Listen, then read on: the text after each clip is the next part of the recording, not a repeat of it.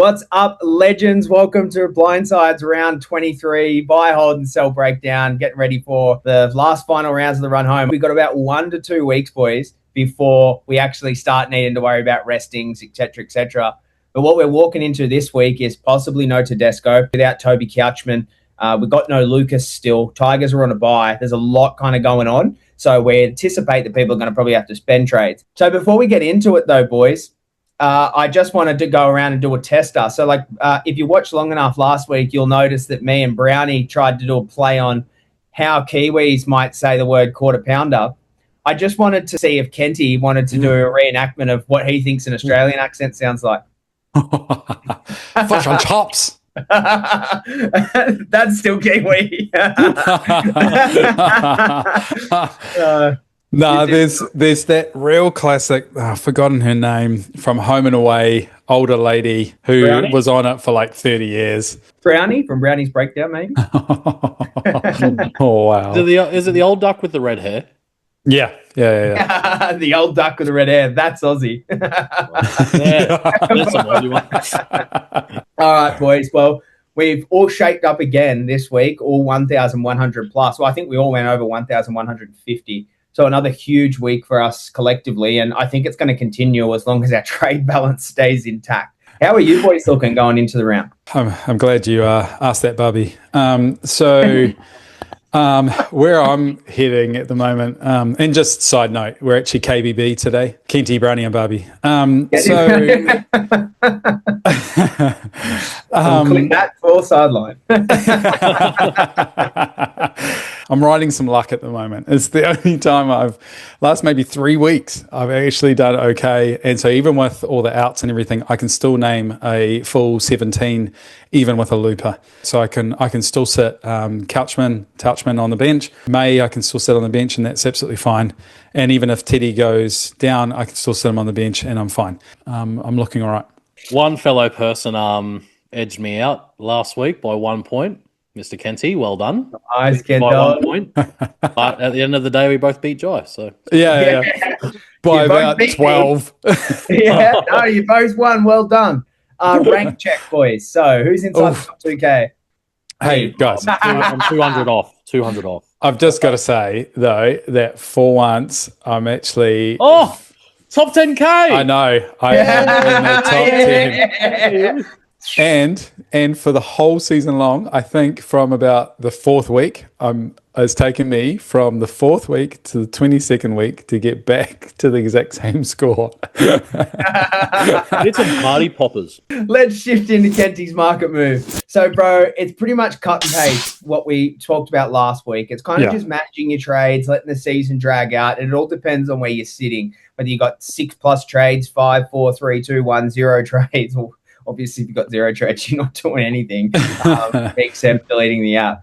But in terms of strategy this week, we've got more injuries than we've had all run home so far. So trades are most likely going to be spent. How do you forecast that people are going to need to move this week? You're going to have to tread quite carefully. So I've already talked to a few people who are going, hey, look, if Toby's out, I think I should sell him because I've got an abundance of edges. And if that's what you're going to do, I think you're shooting yourself in the foot. I just wouldn't do it. If we know that they're only out for a week, I would just play short. As much as I don't want to play short coming into the end of the season, if your only trade bait is someone like Toby, I wouldn't be shifting. I would think really, really carefully about who your trade bait is, who you're willing to move on from. I think be really, really careful. I think if you've got an abundance of trades, I've seen teams with 12 plus, unbelievable. Man, I'd be spending up and basically, shifting your team into the position that can make a really deep run into the run home. If you are like me and the rest of us here on 2 and 3, I would be treading really, really lightly, really carefully, and only shifting if you've got clear trade bait. And then secondly, to make 17. Because I'm also, on the flip side, seeing a whole lot of teams now who are on 0 trades. Yeah. So if we get a really, really big, expensive player goes down, their team is seriously hamstrung. So make sure you hold your trades for that, not for a green dot. And you might ask why are there more injuries right now? It's because it is the longest season in the known history of man when it comes to the most intense sport. And I would add to that too, like the part here that a lot of coaches who maybe be new or not focused too far ahead yet is from next week onwards, teams that are stuck inside the 8 start to rest players. So like not only are we going to have to face injuries, we're going to need to have trades to fill in coverage. We've got Storm still to have a bye, Raiders to have the bye, Cows to have the bye, Tigers are on the bye this week, and then we've got Knights in round 27. So there's a fair chunk of ownership there across the board, as well as restings and injuries that are on the horizon. I have 3 trades left heading into this week. I don't think it's enough.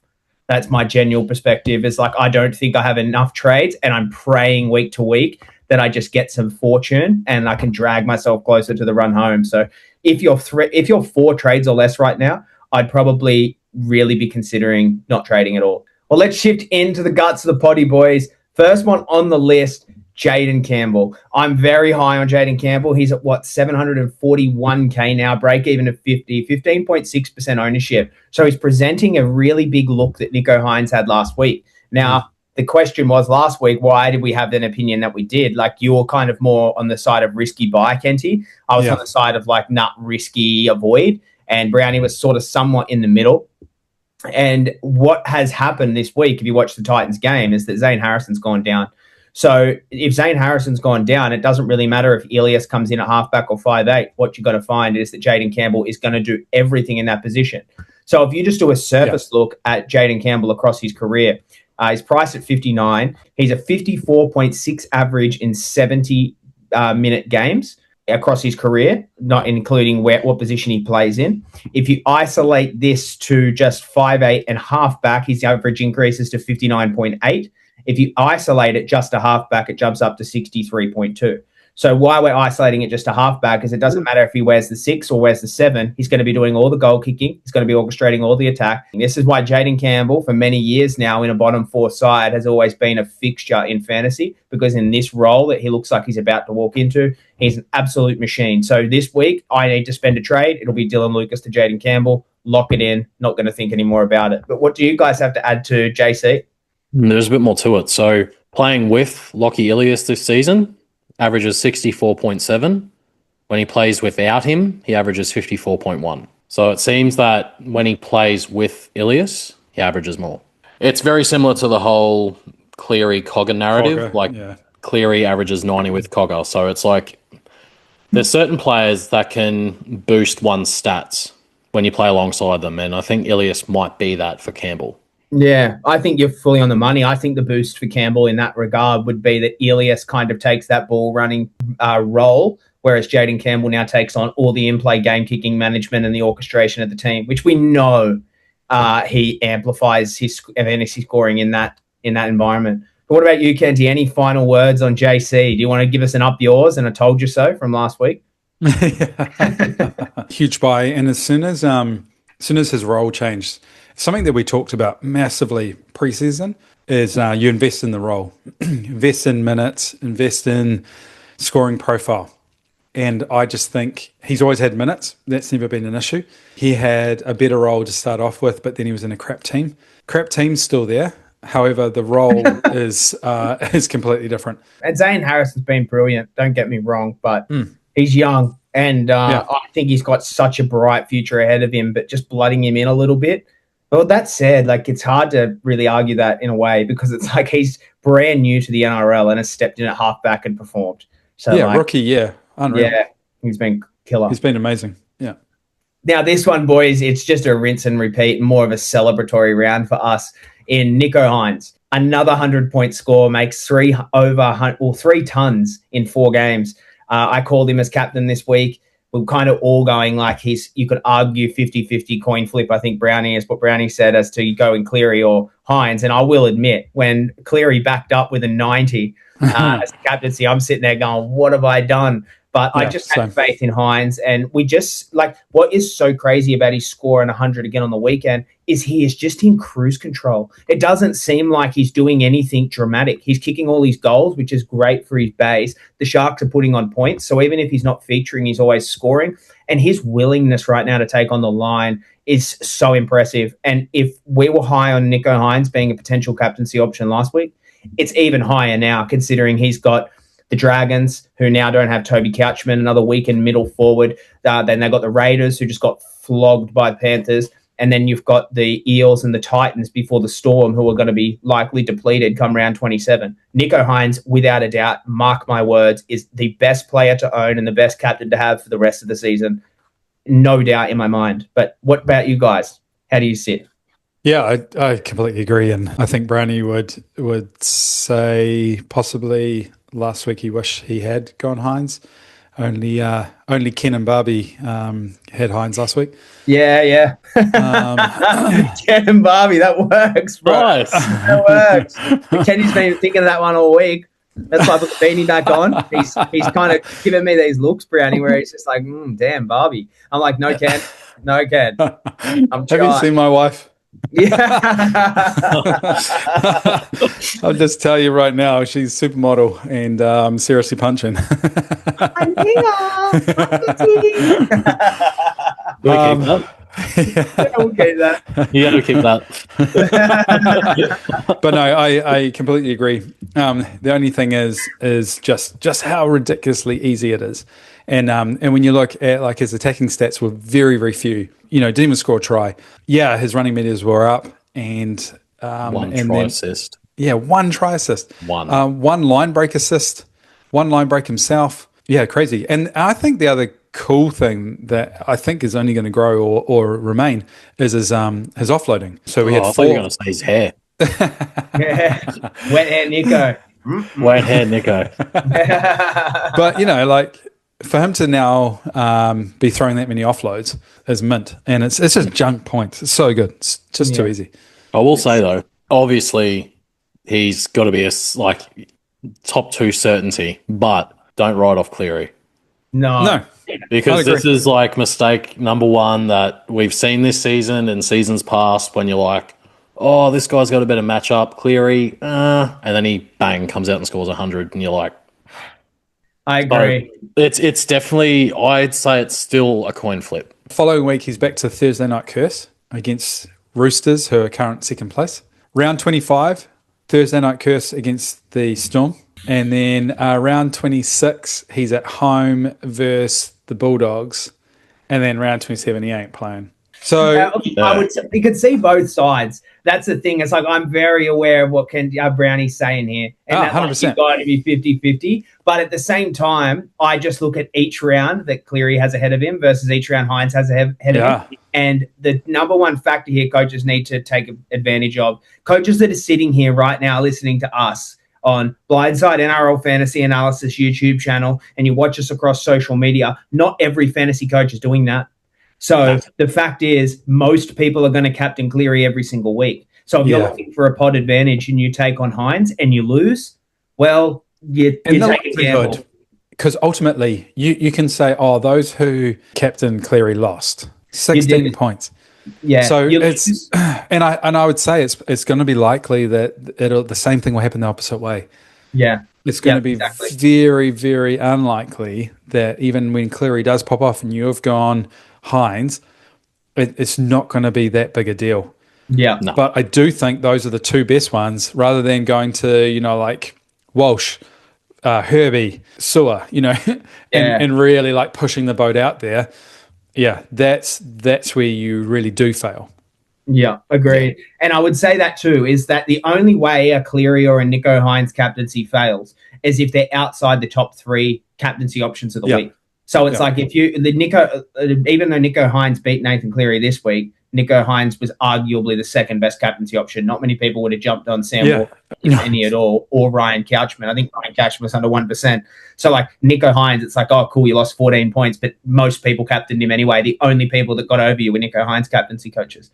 So if you're looking for a pod captain for the rest of the season, Nicho Hynes is your guy. Hynes is going to be your best bet. My dad's your guy. Yeah, boy. Anyway, moving on. We'll go into Jacob Preston. So I have been the biggest cold shoulder towards Jacob Preston, and I will happily. I felt the heat from you, my friend. Yeah. Well. Yep. I mean, you might as well have just thrown one of your stilettos. Far out. It's a Super Saiyan haircut. That's all it is. That's what it is. Barbie. Sorry. Barbie. But yeah, Jacob Preston, I've been so cold on him. Well, not so cold. I've been very open in the fact that, yes, he can go good, but I'm very concerned with how the Bulldogs have been playing. But what is ironic is that the 2 games that he scored well in, the Bulldogs have looked good. So, is this a phase that's going to continue? Is Crichton's involvement in the halves actually why the Bulldogs have gotten better? I don't know, but it's a no-brainer. If you don't have the money to get to a Jaden Campbell or a big-name player this week, you got to buy Jacob Preston. It's as simple as that. Take the risk. It's rocks or diamonds, but if you've got diamonds the last 2 games, yes, you don't get the last 2 previous scores, but he's giving us every reason to presume that he'll do well. And then his draw, he's got Roosters this week. That's going to be a bit difficult, I would actually say. I'd say it's good for his base. Yeah, and right now, his base has been crazy good because when he's playing 80 minutes, he's basically base of 40 tackles minimum. He's only had one game, which was that weird game against the Tigers where it was in the rain. It was just a horrible match. He had 29 tackles. Every other game, he's up over 44 to about 48 tackles. And then in the last 2 games, his meter gains have been up over 100 meters. And then what was the big difference for him last week without a try was his 4 turnover tackles. True. Okay. So what that's done is enabled him to actually, with the 4 turnover tackles, you can just see that he's just becoming this defensive steely edge.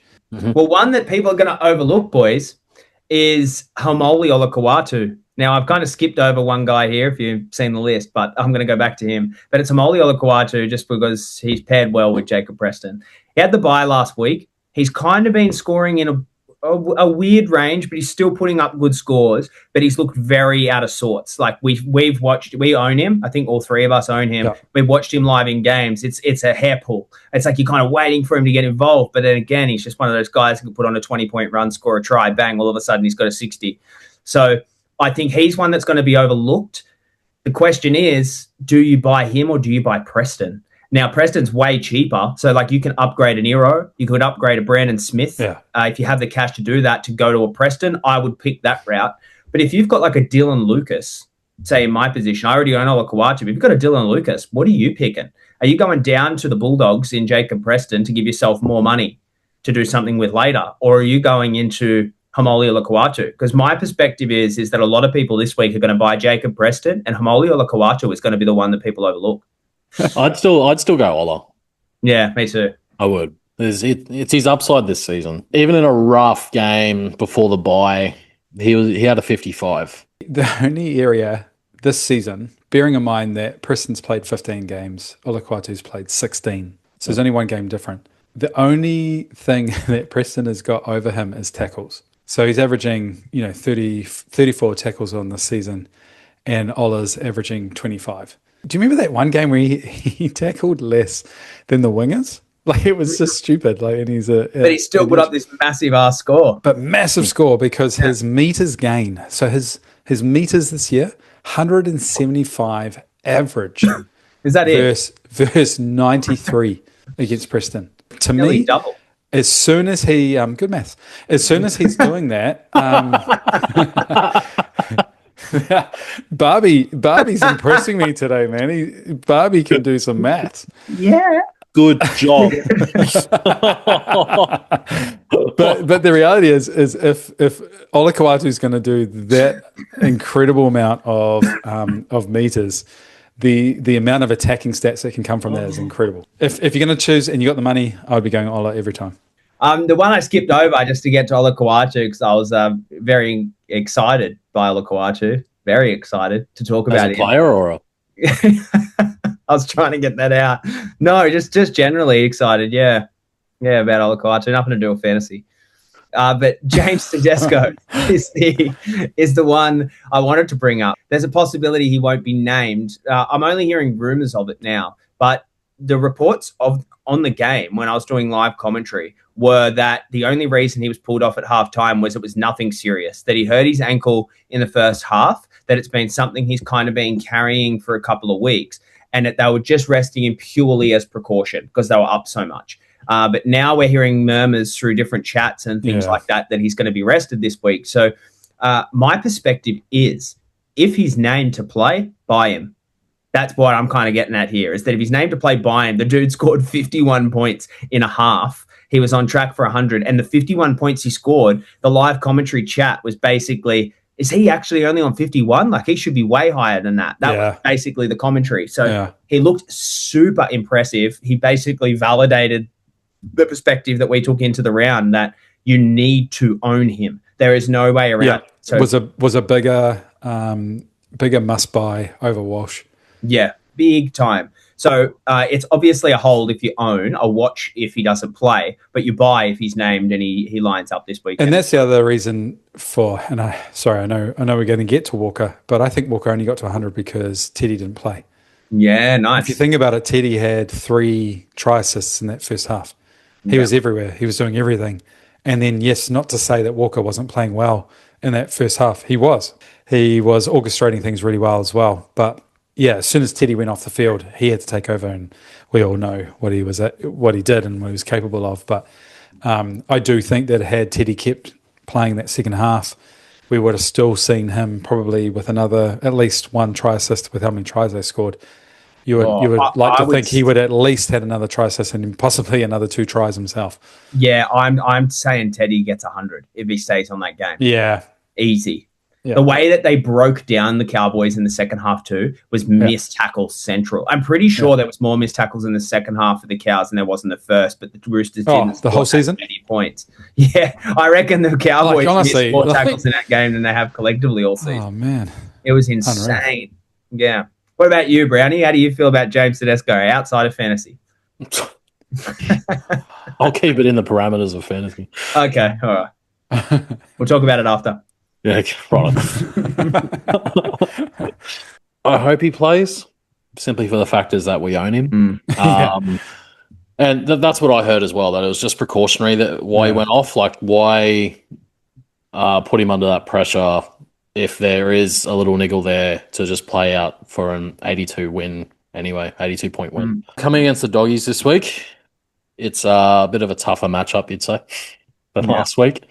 Yeah. So, I don't know. It's still very 50-50. What I've seen and what I've read was that he may play, but there is also the chance that he doesn't and he won't be risked. Yeah. So, yeah. Well, I think he needs to, as a side note, because it was always believed that the Roosters were going to win all their games except for the one against the Panthers, which is next round. So if they lose this game and then lose against the Panthers, Sharks are almost certain to push past them into second place, which means Sharks get the home semi. So do you really want to give up that opportunity to have a home ground final if Teddy's fine? So look, to be honest, an aggravated Teddy is a dangerous Teddy. Yeah, I want to buy him. That's for sure. He's definitely someone you don't put in front of a certain Storm coach either. No. That's the wrong Teddy to take on, aggravated Teddy. In his own words, punch the shit out of them. Have you seen the meme going around of Craig Bellamy boxing on with the Teddy in the UFC ring? It's good, man. It's good. So bro, good. I'm getting into AI edits next year. That is that much fun to watch, bro. Oh, far out. Yeah. Yeah, I get more pretty in the mirror the more I drink these.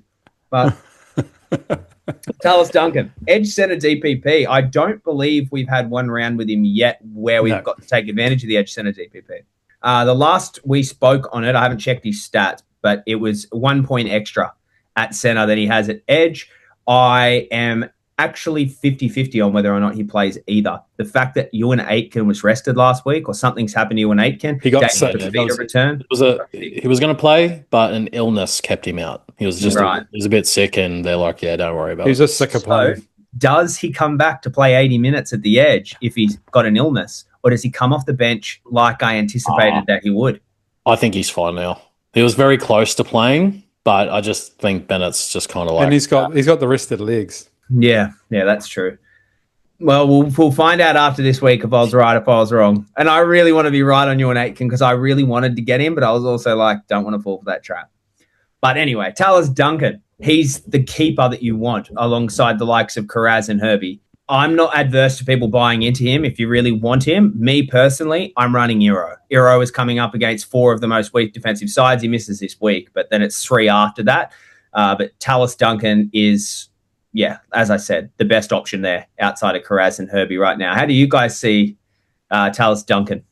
I would say I've got him as a risky this week, but I'm also going to put him as an avoid. Oh, because hamstrings coming back, 30% re-aggravation rate. So is it more of an avoid as in don't buy him this week, but if he's successful... Yeah, like risky watch, I'll say then. Yeah, I've got him as a risky.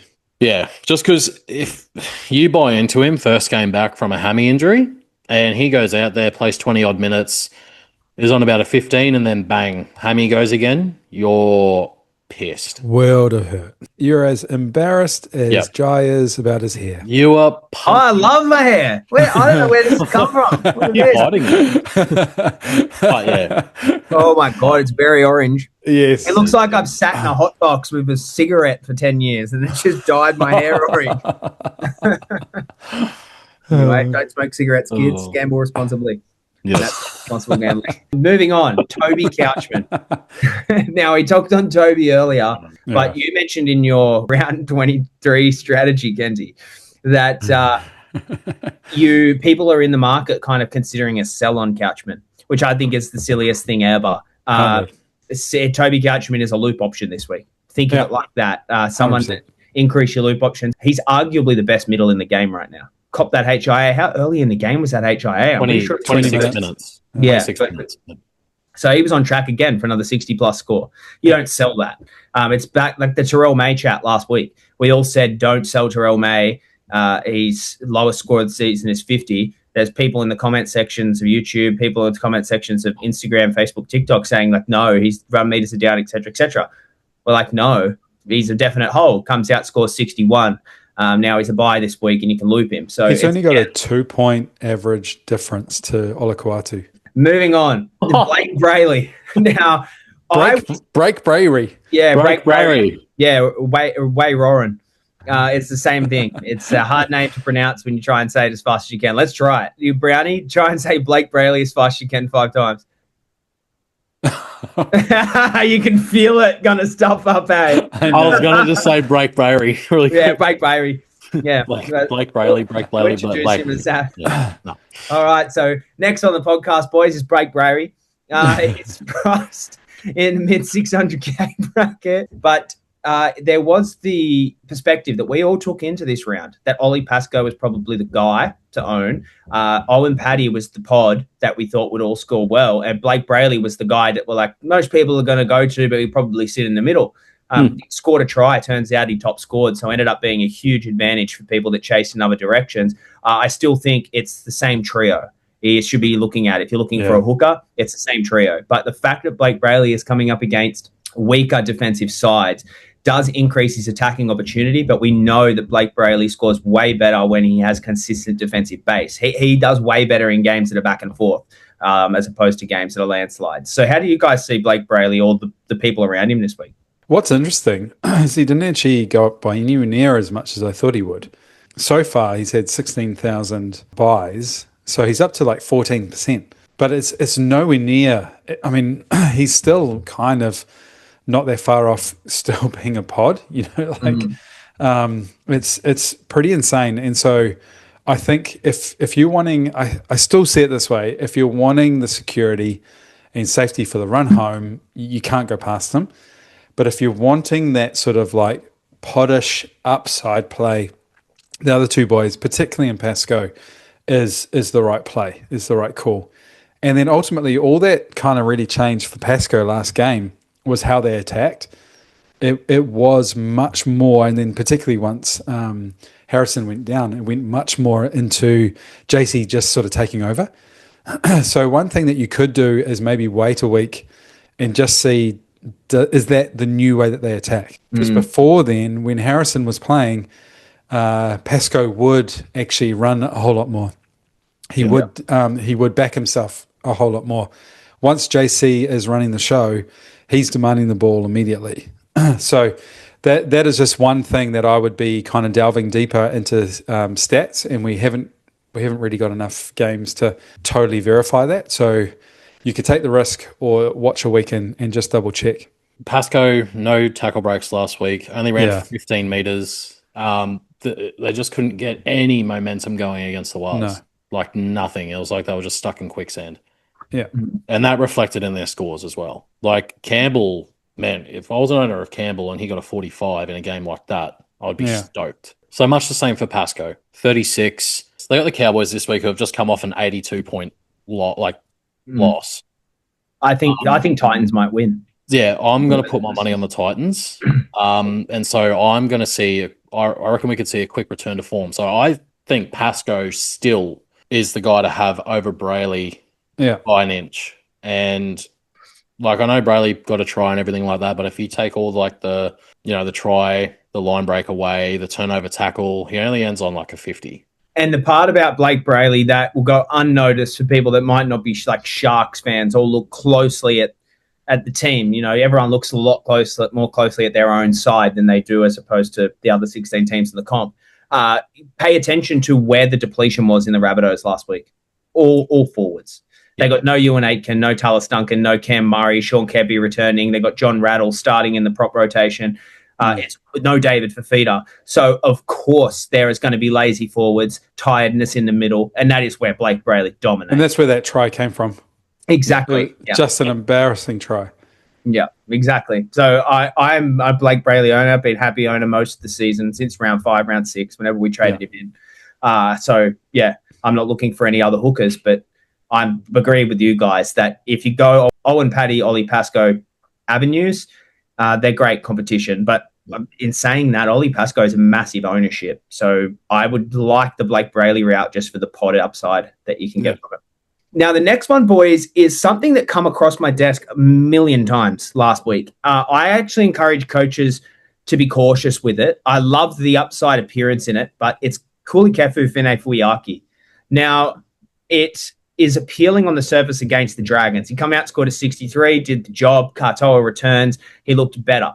But what concerns me is the run home. So he's got the Broncos this week, which is a 50-50 game. This game could go either way. It's a derby, so you know what Queensland teams do when they come up against one another. So I don't know if the attacking upside is going to be there like it was coming up against the Dragons. Then they got Manly, where I'm pretty sure Fine-Fuiaki will be marking the opposite edge of Ola. Yeah, okay, cool. He plays down. I'm pretty sure he plays right edge. He plays right edge, and Ola plays right edge, so they'll be different opposite sides. Yeah. So he gets that benefit against Seagulls. Then he's got the Eels, and he's got Roosters, and he's got Titans. So he's got quite a scattered run home, but there's more games there where you could foresee he's going to do better than anticipating that he might do worse. And the key stat line that I've got up here is that when he plays with Isaiah Katoa, he's got a 46.1 average across 70 minutes playing 60-plus minutes playing second row. In 60-plus minutes without him, he's a 43 average. So 3-point difference there, which is arguably irrelevant. So what I see a lot in his stat line is that for his bigger bumper scores, I'm talking like 55-plus, he needs defensive upside in terms of tackles and meters gained over 150. And if he's running meters and tackles are up, his scoring is brilliant. But again, it's really rocks or diamonds with Fine-Fuiaki, and it kind of always has been. He's a better version of himself this year than he ever has been, but it's still very much the Ola Kawatu's style scoring. I'll be choosing Preston over him. Big time. Yep, exactly how I feel. Because the way I look at Fine-Fuiaki, it's literally like what Ola Kawatu has always been. It's like, yes, he can score 70s. Yes, he can score high 60s, but he has the capability of scoring in the low 20s and not low 30s. And that nullifies a lot of the upside. You kind of always roll on the dice every week.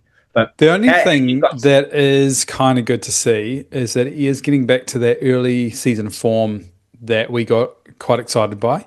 You know, from round one to arguably 9, you know, he was pumping, high 50s, 60s, 70s, mid 60s, Then he kind of went through that big regression from sort of around 10 to 17. And then we've seen it come back again from a depleted, against a depleted Knights, where he scored a 74, and then he's been 50s and then a 63 last week against the Dragons. Not too dissimilar to Preston, but Preston has a kind of more bankable base, particularly in the way that the Bulldogs are playing right now. I don't mind him as a pod, I really don't, because I see Preston's ownership going up. Yeah, and I see everyone just kind of coasting by, looking past Finefui. Yeah, fair. And Dolphins arguably better side. They're coming in back into form with Katoa now. They're getting back to full strength, which is awesome to see. Are they coming back into form? They still looked average. I think it's gonna take a few games, but I think coming into finals, I reckon they're going to be red hot. Yeah, I think the idea too of coming into form is important when you look at matchups. So, like, Bulldogs have got Roosters, then they got Rabbitohs, Dragons, Panthers, Broncos, whereas the Dolphins are running Broncos, Seagulls, Eels, Roosters, Titans. So I think, like, the form is part of it, but really the Dolphins just have easier games. They got an easier run home. So it's still where the way I'm lining this up is saying Preston is not the buy. Finefui Fuiaki is. Telling you right now, if I had a gun to my head, that's who I'm picking. I'm picking Preston. But if you really are like behind in the ranks or trying to win a head-to-head and you want to roll the dice and go against the grain, Finefui Fuiaki is a brilliant option. As I just said right there, he's got a better run home than Preston. So we'll move into hot topics, boys. We already kind of discussed Nicho Hynes' set for get captaincy option. We're going over Nicho. So I think we just cut that out. Instead, I want to hyper-focus here for our hot topic of the week, Sam Walker.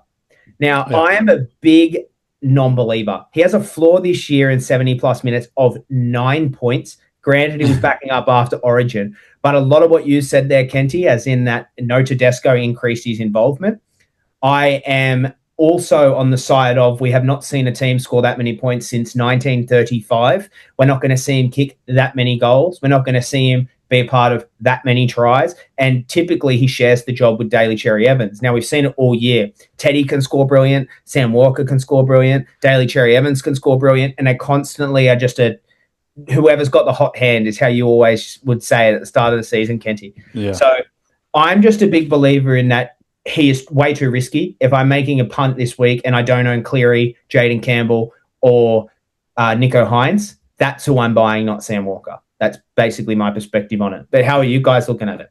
If you're looking for the hot hand half, it's not Walker, it's Hynes. Yeah. And there's no way Walker would have scored 100 had Teddy not left the field. And then you look at Hynes and he's scoring it with Trindle, who normally they rob, steal, and destroy each other's points. That isn't happening now. And he's doing it with absolute ease. Yes, he's more expensive for sure, more highly owned. But the reality is I reckon we see a massive regression for Walker. I wouldn't be surprised if he's sub 50. I'm kind of expecting a 38-44 in that sort of range. I guess the only other thing that you could potentially argue is if Teddy gets rested, then are we going to see him pumping big score again? That's about the only argument I could give for, positive. Maybe if you've got everything else that you want and you've got the trades in the bank, bring him in as a loop option. Maybe that's the best way to play him. Just loop him. Yeah. Yeah. What about you, Brownie? Anything to add to the new 16-year-old player at the Roosters, Sam Walker? Nah. Love his game. Brilliant player, but just for fantasy-wise, there's better halves in the market. Yeah. I think Sam Walker will be mad interesting in 2027, but also same with Hugo so expensive. Yeah. And then Hugo Savala's back. I think Tyron Wishart's going to be the one everyone overlooks next year for 2027. Wishart and Savala are players that are already on my kind of watch list for next year. Yeah, I got some mad ones on the watch list. So moving into who's hot, who's not for the week, boys. Simple one-word answers like we done last week. Yeah. Who's hot first? Jacob Preston. Hot. Bye. Hot. Hamoli Olakawatu. Yeah. Bye. Blake Brayley. Bye. Nicho Hynes. No. Okay. Bye 3 weeks ago. Who's that again? Jokes. Bye. I say Nah. Oh, Like, Pod. I like it as a pod. I actually have him Pod. similar to Carrigan. yeah, Yeah. I've got watch. Yeah. He played more minutes last week with Billy Phillips not playing as many minutes on the field. Yeah. Ryan Couchman, must have. Bye. Yeah. Like, yeah. Also, why don't you not have him? Francis Manu-Leilua, bye. Yeah, Yeah, bye. still a catch up. Yeah. Kalen Ponga, bye. Yeah. I want to see him get the kicking back, but yeah, bye. Yeah, I think he'll get it back slowly. Payne Haas, bye. Should already own. Yeah, bye. Yeah, Bye. you could. But Yeah. right now, I would be picking Carrigan and Yo over him. Yeah, same. Whoa, far out, boys. That's a big thing to say. It's Payne Haas we're talking about here. Yeah, but it's not the same. Not the same Haas. Nah, I'm buying Haas every day of the week. I'm not fucking failing again. Fletcher Sharp, avoid. No, I've Seen one game from if you're an owner, hold him, obviously. Hold. Oh, yeah. I would It's watch. like a I've got him as a buy or watch. not. I definitely watch him. I think if he's back to last year's form, like, I've got him as a watch. yeah. I need to watch. I need to see 3 But games. Brown is sharp. Yo. Yeah. Brown Sharp, yo. No, I don't know, boys. Think about it.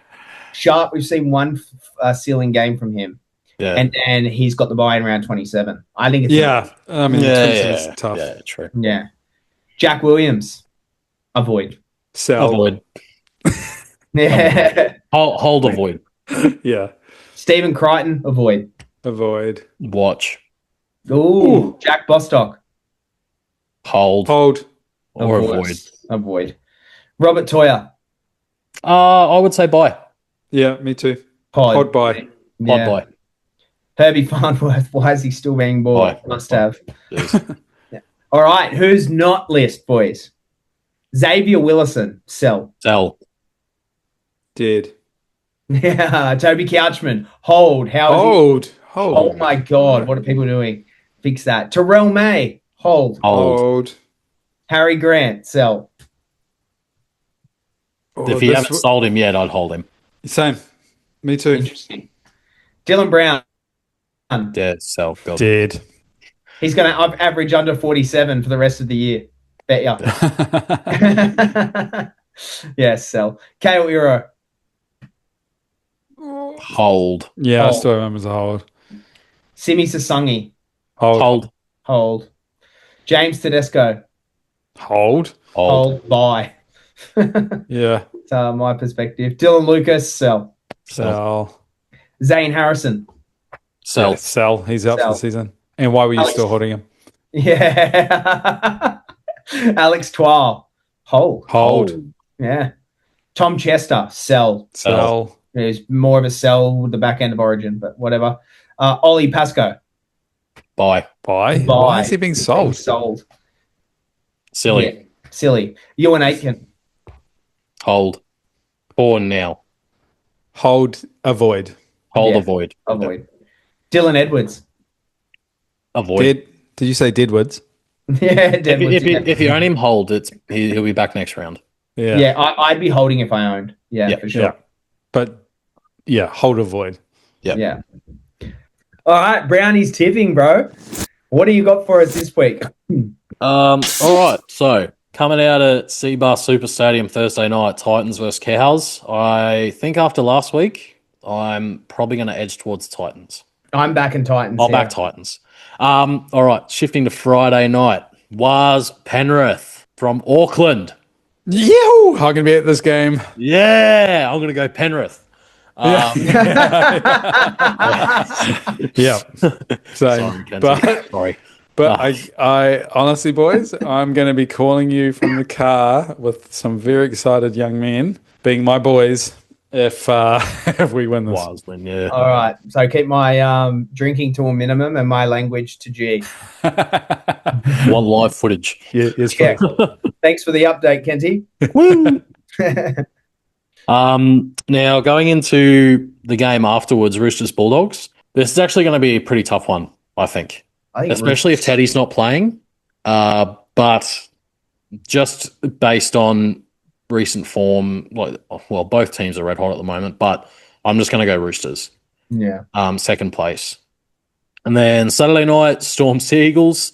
You know what? I'm gonna back Storm. Then Battle of Brisbane, Dolphins, Broncos. I just think from what we saw last week, I think I like Dolphins.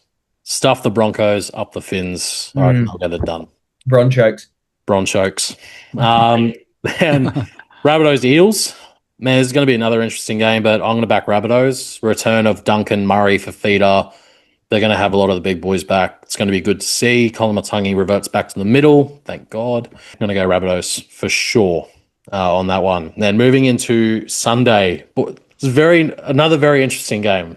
Yeah. Raiders Knights. This one could go either way as well. I'm going to go home ground advantage. I'm going to go Raiders.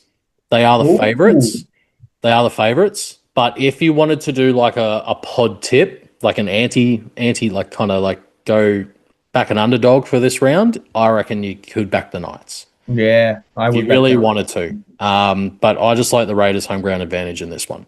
And then Dragons Sharks. Have a big think about this one, Brownie. This is the whitewash game of the round. Basically, every game for the rest of the years for the Sharks is a whitewash. Yeah. No, not except last round.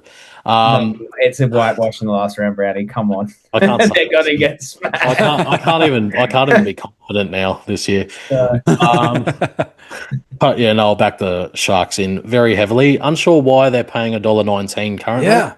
I thought it'd be way lower than that. That's it, boys. Thanks for jumping on. Follow Blindside NRL, Brownie's breakdowns, Kenty's market move, and good luck to all the boys this week. We'll see you on the next one. Chill. Up the was. Up the storm. Please. Yeah. No need for that anymore. We're gone.